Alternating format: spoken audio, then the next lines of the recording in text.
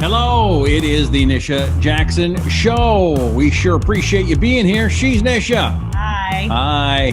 Hi. By the way, if you are feeling sluggish, if you're trying to make yourself better, you want to lose weight, you can't sleep, all kinds of things out there. Maybe you heard you've got Hashimoto's disease, or maybe you've got fibromyalgia or something. You're not feeling right.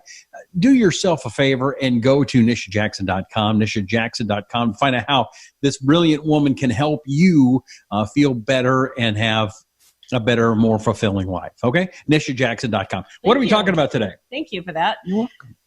Because that is important. It is. Because I think sometimes we're talking about overthinking as toxic, right? And sometimes I think people overthink stuff because they're not, I know this sounds nutty, but they're not hormonally balanced. Their brain's not functioning right. They're too emotional. They're rolling around in negativity. Sometimes that can be that they just don't feel well.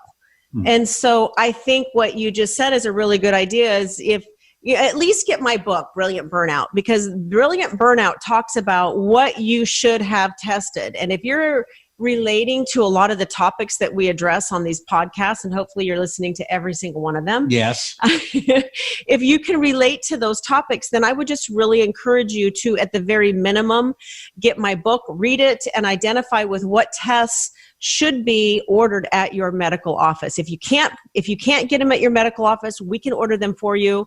I can consult with you and tell you this is what you need to do, and you can still work with your local healthcare professional. And you can do that from anywhere in the country or the world. Matter of fact, a friend of mine named Pat got the lab in a box. He's in Phoenix, Arizona. You're in Oregon, and you were able to help him out, and he's doing better very quickly. Exactly. Just kind of laying it all out, because many medical professionals can order the tests, but they don't know, because it's not their area of expertise, how to interpret them, and then let alone figure out what to do.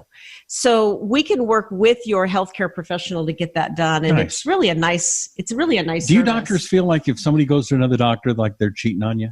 Not at all. Because I feel that way think we should all work together as a team. Okay. Because that's the best for the patient, is to work together as a team.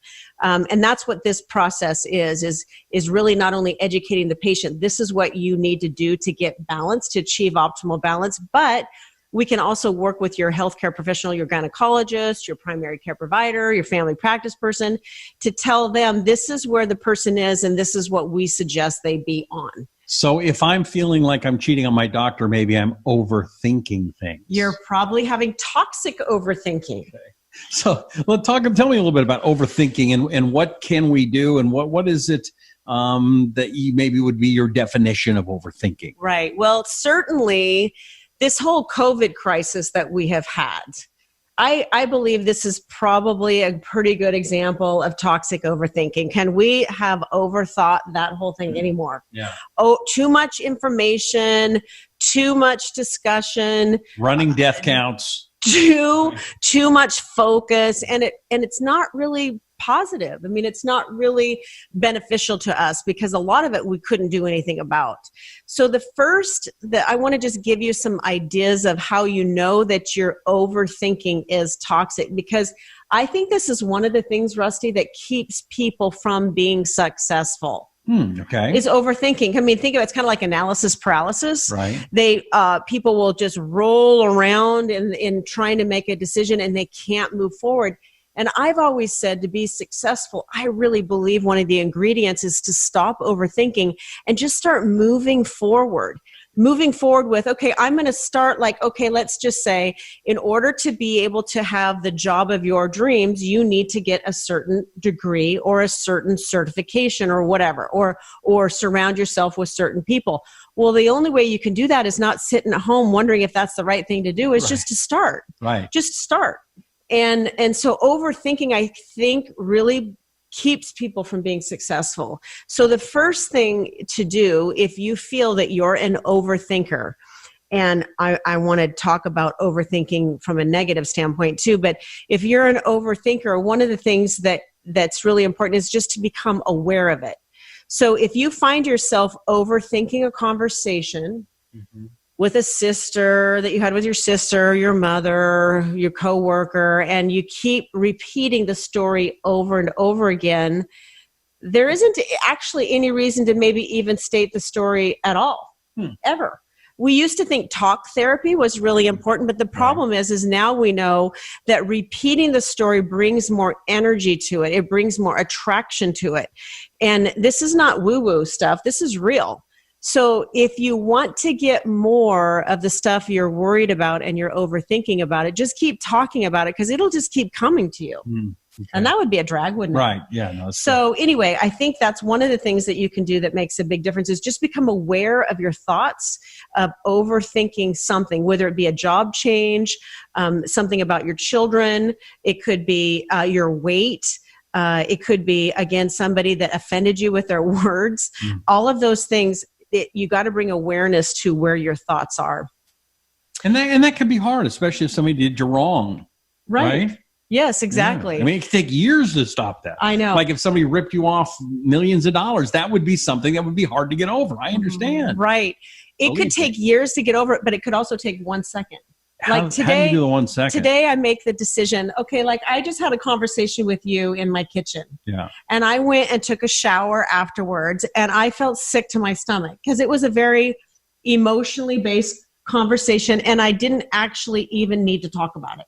I've talked about it enough. I've processed all that stuff, but some reason I just blurted it all out again. That's not necessary. And I felt sick. Like I don't need to be talking about that over and over and over again. And I actually don't.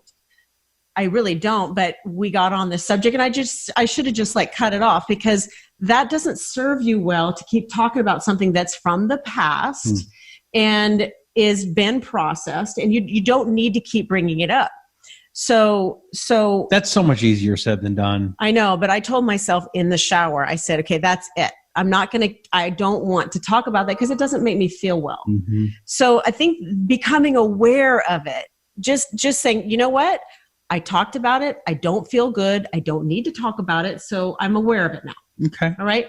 And then for people who are overthinkers, like you're overthinking things you need to do and you're not making any positive moves, I think you have to ask yourself, and I love this because I do this also when I'm trying to make a business decision.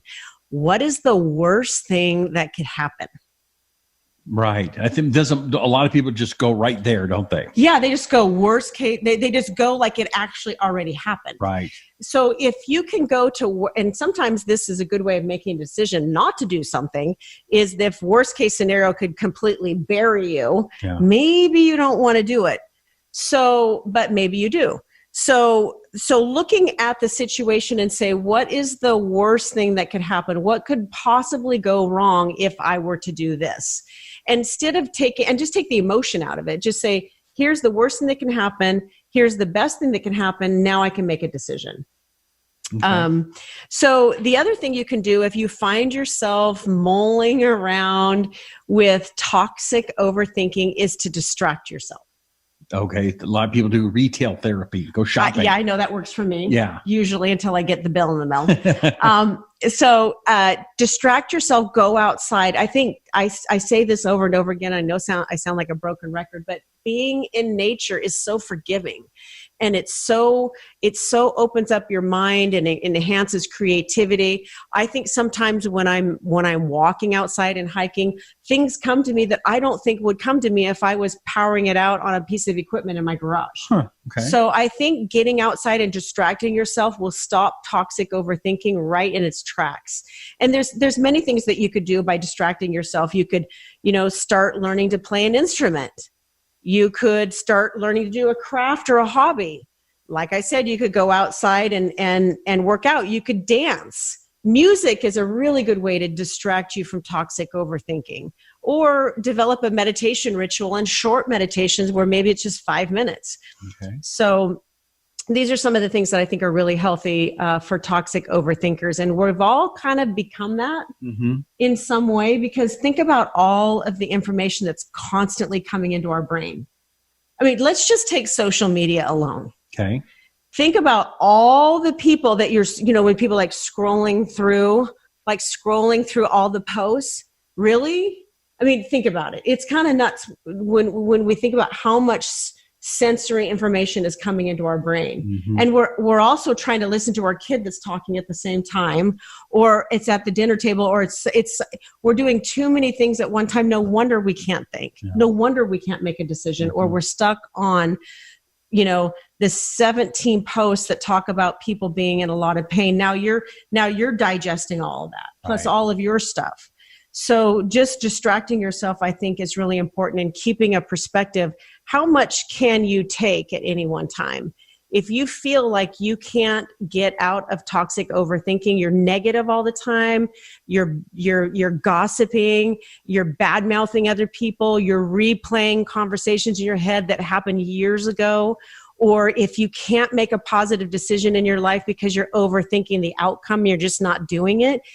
If you're not doing those things, get a perspective. I want you just to think about, why am I replaying this? Am I getting something from this, even if it's bad? So these are things that I think are important to just identify with. And I speak from the bottom of my heart about this, because this is stuff I deal with all of the time, and I get it. But in order to be healthy, and in order to treat your body well and treat your health well, you have to get a handle on your thoughts, and you have to get a handle on toxic overthinking. All right. Well, that's great advice. And another thing you can do to treat your body well is to take Brand X.